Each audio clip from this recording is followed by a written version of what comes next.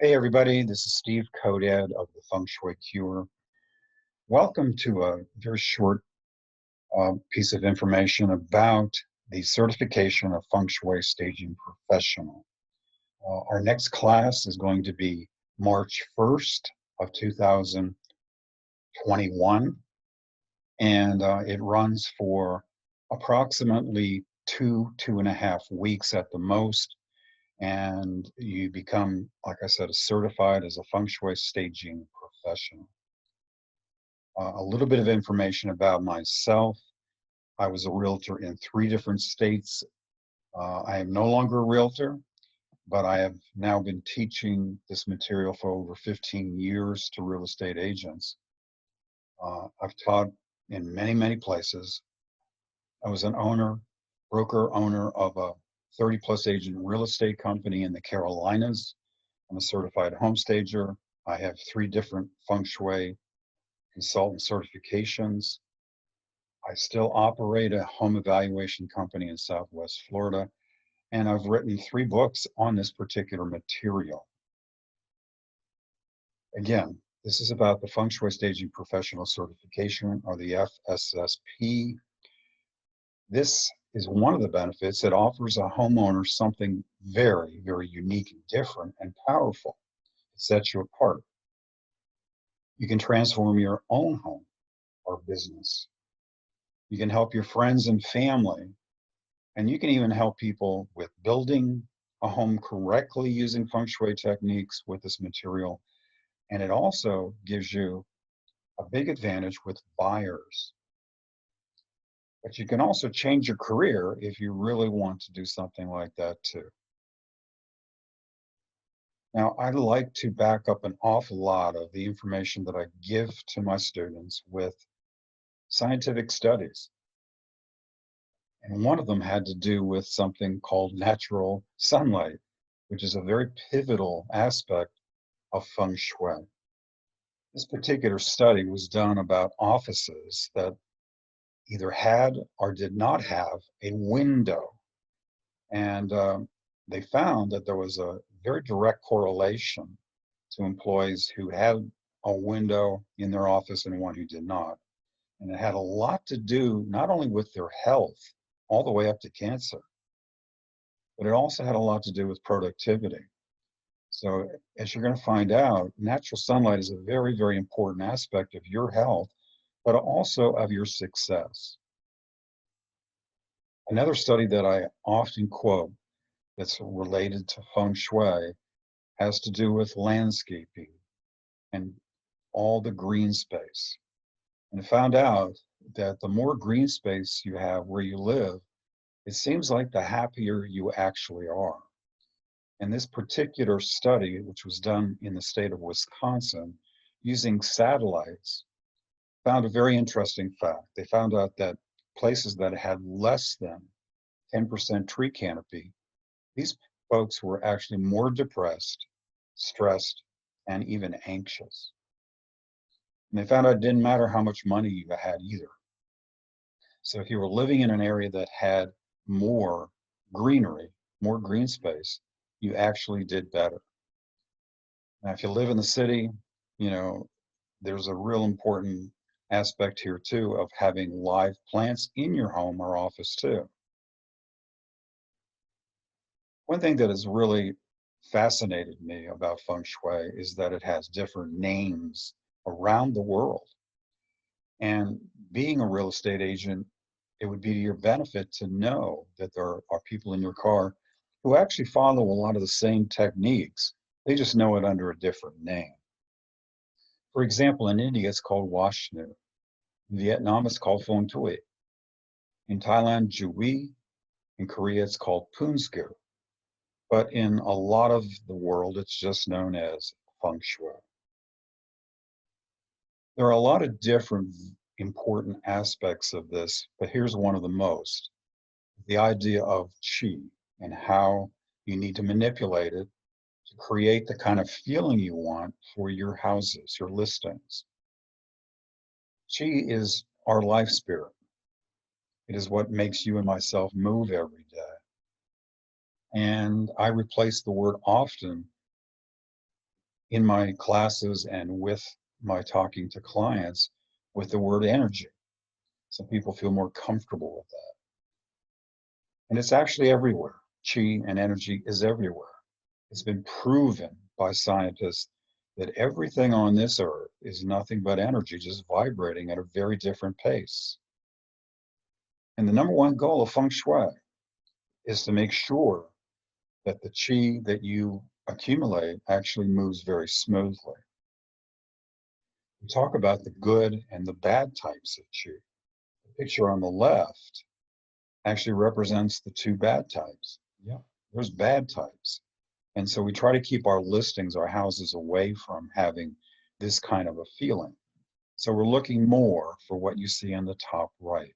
It's more meandering and under control. Another very important idea is the perfect building site, which this picture represents. And in Feng Shui, the environment, the surrounding environment is really more important than the house itself. So if the surrounding environment is not right, you'll find out that it really doesn't matter how beautiful or how much money you spend on a house, you're probably not going to be at your top. So the idea, which was formulated thousands of years ago, was the idea of what's called the classic armchair. And if you look at the picture, that mountain on the left-hand side, they would put their house or their temple about halfway or maybe a third of the way up that mountain, therefore having their backs protected. But they'd also be looking for the idea to their left and to the right that there were smaller hills, or at least trees, that would protect their flanks. And to further make it more complex, they wanted to make sure that they could see for a long distance of who might be coming towards them. You and I are still wired this way. When we pick our favorite seat in a restaurant, we pick a place that has our backs protected, where we feel like we have more control of the room and hopefully even see the entrance. But a perfect feng shui site always had things like lush trees and plenty of clean water, warm sunshine, and gentle breezes. And if I can just stay with gentle breezes for a second, that's one of the reasons why you don't build on the top of that mountain. The breezes up there, the wind up there is a lot more harsh. Now, at this point, I have created the course that is surrounding the idea of passing a series of tests. I call it the 8 most impressionable moments. And these are all related to feng shui. And if these 8 things are taken care of, you find out that your listings will actually do so much better. The first one is curb appeal. That's probably no surprise to you. And it's really, really an important aspect in feng shui. One of the reasons why I was very interested in feng shui. As I stated earlier, I was a certified home stager, but they don't talk a lot about landscaping in a course like that. The walk from the car up to the front entrance is very pivotal, the way you handle it also, to keep the buyer's interest up.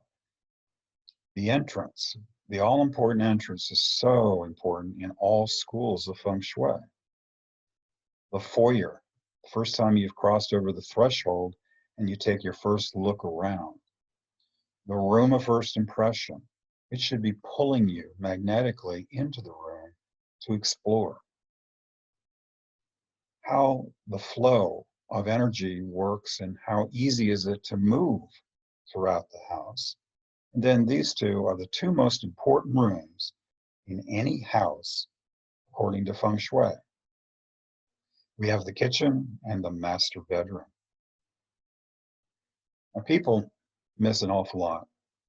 The buyers that come into your listings miss a lot, and you need to help them. And that's one of the great aspects of feng shui.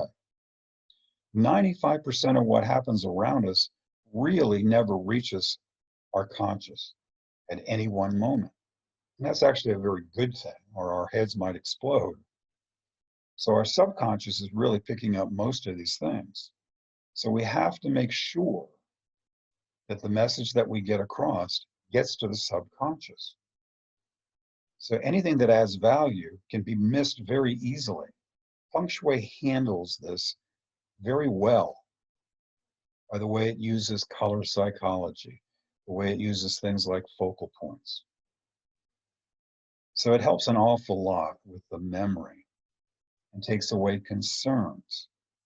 And you can imagine that if when the buyer then leaves your listing, they're going to feel a lot more compelled to possibly consider your home. And you've probably heard of four-letter words that are bad, but clutter is a very bad word in Feng Shui. And as you can see in that picture, these folks definitely are not following that. It causes a lot of stress in their lives, and they're not maybe sure why. So too much of anything makes a room feel smaller. And as a seasoned real estate agent, you know that it's important to show the perception of a lot of space. So it's very important that we take care of clutter. So Feng Shui is about having room for new opportunities to come into your life. So it all ties in, the symbolism and even the common sense. Limitation is very poor in Feng Shui.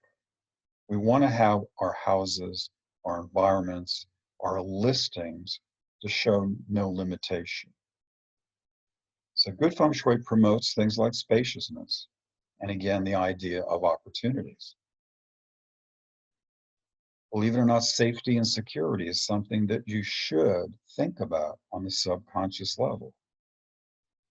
Every one of us at one time in our lives have walked into an environment and weren't sure why we didn't feel real good about it, or maybe even felt very bad about it and left quickly.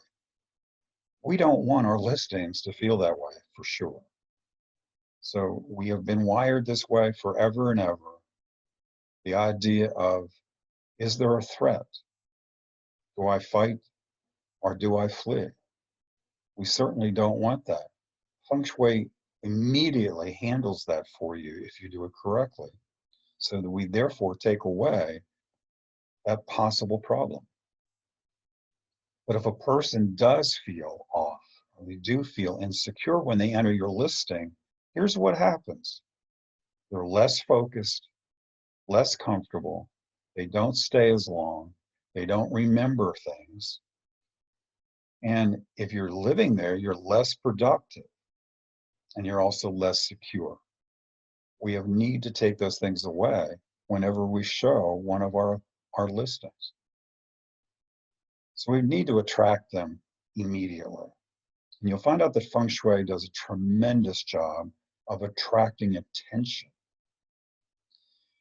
And nowadays, as I'm sure you know, this attention comes off quite often on the internet. So we need to make sure we pull them in. So when they're looking at realtor.com or they're sitting next to you looking through the MLS, we want to make sure that your listing captures their attention. Feng Shui does that. So the number one goal of a real estate agent or even a home stager is this: sell it quick and sell it for a top dollar. That's really the bottom line, isn't it? And to me, there are two major ingredients that Feng Shui handles really, really well. We make it so attractive from the outside that they just have to make an appointment to see inside. And then when you get inside, it's so comfortable, they're really not sure they even want to leave ever. So Feng Shui handles attractiveness and comfort like nothing that I've ever ran into. The system that I have used since I started using Feng Shui when I was a real estate agent was this. I kept telling my clients about the window. The window is this. This window really pretty much takes care of any area of this country. Most of the activity, most of the visits that you get are in the first 3 to 4 weeks. So you have to be ready to take advantage of the first 3 to 4 weeks. Once you get past the fourth week, I hate to say it, but you're in trouble a little bit. Things slow down. Your seller becomes impatient. They're tired of making the beds. They're wondering when this is ever going to be finished. So you want to try to make sure that you've done this well. So I would bring up to people when I did a listing appointment about the idea of how I did things. I used it in my marketing. I used it in my listing presentation, that we take care of the window. And if we do the job using these techniques, we're going to get there. So I would always make sure that my homeowner or the client that I was trying to get their listing with, that they understood. We were not going to put the home on the market immediately. They were going to spend 1 to 2 weeks getting it ready. And if they did that, we'd be able to sell it in 4 or less weeks. Therefore, really eliminating a lot of the frustration and stress. So a home for sale must feel positive, must feel full of opportunity. Isn't that what every one of us want when we buy a house? So today's buyers, they just really want to move in. So if you show a home that shows that a lot of work has to happen, you're going to be in trouble. So we want to make sure that it looks like there's no limitation. They want to be able to just move in. So good feng shui improves our lives greatly by decreasing stress.